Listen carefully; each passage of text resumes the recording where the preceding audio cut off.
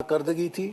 اور دوسری طرف مسلم لیگ نون کی صوبہ پنجاب میں کارکردگی تھی۔ یہ دونوں صوبوں میں دونوں جماعتوں کی کارکردگی میں اس قدر فرق واضح تھا لوگوں کے سامنے کہ لوگوں نے آنکھیں بند کر کے صوبہ پنجاب میں مسلم لیگ نون کی کارکردگی کو آزاد کشمیر میں بھی لانے کے لیے مسلم لیگ نون کو ووٹ دے کر کامیاب کیا۔ اور ہر کسی کے ذہن میں یہ سوال تھا کہ کیا وہ کشمیر کو کراچی کی طرح کھنڈر بنانا چاہتے ہیں یا لاہور کی طرح شاندار بنانا چاہتے ہیں۔ تو اس پہ کوئی تعجب نہیں کہ آزاد کشمیر کے عوام نے واضح مینڈیٹ کے ساتھ مسلم لیگ نون کو کامیاب کیا۔ چیئرمین پیپلز پارٹی کی الزام تراشیاں میں سمجھتا ہوں کہ انتہائی غیر جمہوری اور ایک لحاظ سے نامناسب ہے، چونکہ رات 9 بجے تک تو سب کچھ ٹھیک چل رہا تھا اور جب تک پولنگ ہوئی 6 بجے تک اس دوران کوئی کسی جگہ پر شکایت یا دھاندلی کے نہ شکایتیں کی گئیں نہ کوئی ایسی بات میڈیا کے نوٹس میں لائی گئی۔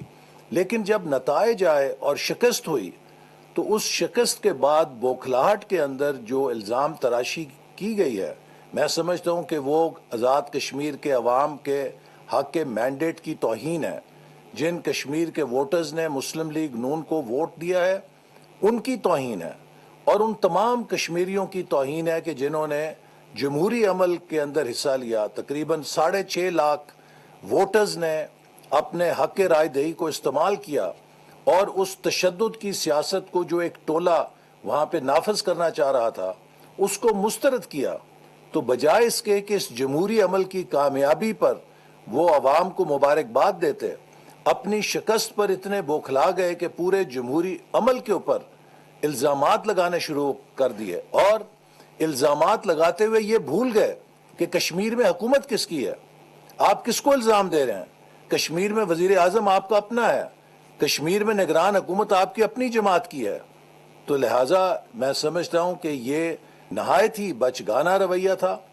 جبکہ اس کے مقابل مسلم لیگ نون کا طرز عمل یہ تھا کہ گلگت بلتستان میں بلاول بھٹو صاحب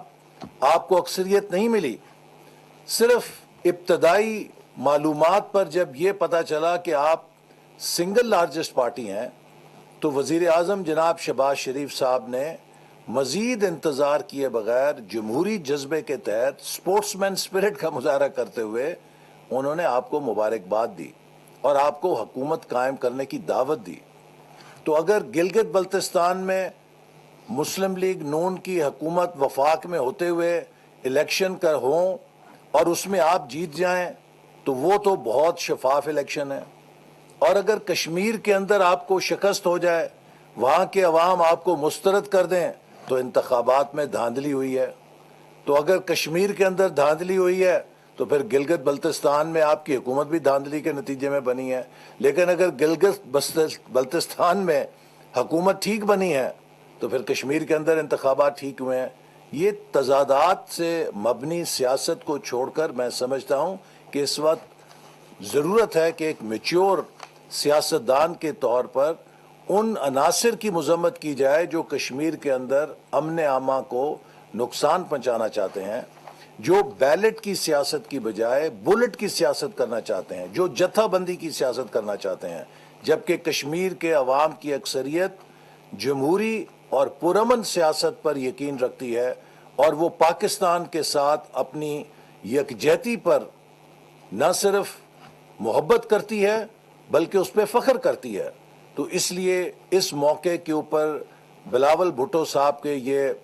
بچگانہ بیانات نہ ان کی قومی سیاست میں بلوغت کا اظہار کرتے ہیں اور نہ ہی کسی بھی طرز پر وہ جمہوری سوچ اور روایت کی منظر کشی یا علامت بنتے ہیں۔ تو اس لیے ان کو اسی جذبے کے تحت، جس جذبے کے تحت انہوں نے گلگت بلتستان میں حکومت بنائی ہے، آزاد کشمیر میں مسلم لیگ نون کی حکومت کو قبول کرنا چاہیے۔ اور چاہیے تو یہ تھا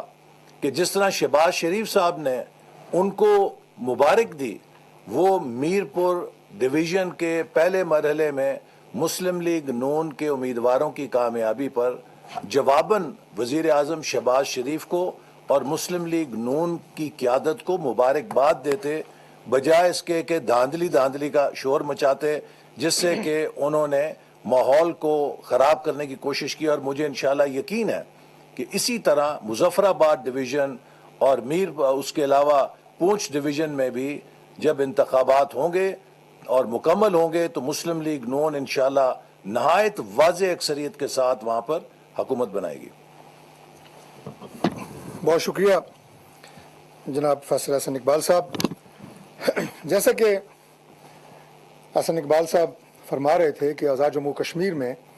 जो इंतखाबी अमल है उसका पहला मरहला कल 27 जुलाई को मुकम्मल हुआ, जिसमें मीरपुर डिवीज़न के जो 13 हलके हैं उसमें वोटिंग कास्ट की गई और कल 6 बजे तक वोटिंग कास्ट करने का ये मरहला जारी रहा और उसके बाद नताइज का ऐलान हुआ और अल्लाह ताला के फजल से पाकिस्तान मुस्लिम लीग नून को 13 में से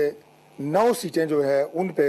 जीत नसीब हुई और 4 सीटें जो हैं वो पाकिस्तान पीपल्स पार्टी ने जीती। हमारे लिए जहाँ ये बहुत खुशी की बात है कि अल्लाह ताला ने हमें एक वाज़ेह कामयाबी दी, 70% से ज़्यादा सीटें हमने मीरपुर डिवीज़न में जीती। उससे ज़्यादा खुशी की बात हमारे लिए ये है कि ये इलेक्शन इंतहाई पुरअमन, गैर जानिबदार और क्रेडिबल थे और मैं इसके लिए इलेक्शन कमीशन ऑफ आज़ाद जम्मू कश्मीर को, मीरपुर डिवीज़न की इंतज़ामिया को, पुलिस को, सबको मैं बहुत मुबारकबाद पेश करता हूँ कि इस इलेक्शन की शफाफियत के ऊपर कोई उंगली नहीं उठा सका। 2 वाक़यात ऐसे हुए जिसमें एक LA9 में नाखुशगवार वाक़या, दोनों तरफ से फायरिंग का तबादला और एक कीमती इंसानी जान का नुकसान हुआ जिसकी हमने भरपूर मज़म्मत की, और LA6 में कुछ पोलिंग स्टेशन से बॉक्सेस उठाए गए। फिल फौर इंतज़ामिया हरकत में आई और उन तमाम अवामिल को फिल फौर न सिर्फ कानून के कटहरे में लाया गया बल्कि उन्हें गिरफ्तार किया गया। उसके अलावा इन 13 सीटों में जो पोलिंग हुई है उस पे धांधली का, किसी और तरह का कोई इल्ज़ाम इंतखाबी नताइज के रद्दोबदल का वो हमारे सियासी मुखालफीन नहीं लगा सके और आज़ाद कश्मीर के अंदर एक साफ शफाफ और क्रेडिबल इलेक्शन मैं समझता हूँ कि आइंदा आने वाले दिनों में अमन के क़याम के लिए बहुत ज़रूरी था। इस इलेक्शन में हमारी लीडरशिप जनाब नवाज शरीफ साहब कायदे मोहतरम और मोहतरमा मरियम नवाज शरीफ साहिबा। आज़ाद कश्मीर इंतखाबात के हवाले से वफाकी वज़रा अहसन इकबाल और डॉक्टर तारिक फजल चौधरी ने मीडिया से गुफ्तगू की है जिसे आपने मुलाहिजा किया। सब्सक्राइब करें और बेल दबाएं ताकि कोई खबर रह न जाए।